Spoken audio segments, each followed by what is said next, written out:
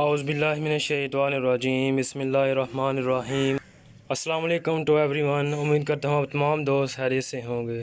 दोस्तों, आज की वीडियो बहुत ही अमेजिंग है जो कि सीज़न 4 के बारे में है, जो हम अभी अपलोड करने वाले हैं। इसका लिंक डिस्क्रिप्शन में दिया गया है, उस पर क्लिक करें और सीज़न 4 के तमाम एपिसोड जो कि हिंदी और उर्दू डबिंग में आप देख सकते हैं विदाउट एनी प्रॉब्लम। तो ज़्यादा से ज़्यादा इस चैनल को भी सब्सक्राइब करें। ये भी मेरा ही चैनल है, इसको ज़्यादा से ज़्यादा सब्सक्राइब करें और सीज़न 4 के तमाम एपिसोड फ्रॉम 1 से लेके एपिसोड 1 टू सो ऑन, जितने भी एपिसोड हैं वो सारी आप देख सकेंगे विदाउट एनी प्रॉब्लम। और ये प्योरली हिंदी और उर्दू डबिंग में देख सकते हैं आप। तो ज़्यादा से ज़्यादा इस चैनल को सब्सक्राइब करें ताकि हम इसी तरह आपके लिए डबिंग करते रहें। और ये वीडियो अच्छी लगे तो लाइक कर दीजिएगा और साथ लगे बेल आइकन पर प्रेस कर दीजिएगा ताकि आने वाली हर वीडियो का नोटिफिकेशन आपके पास बआसानी पहुंच सके।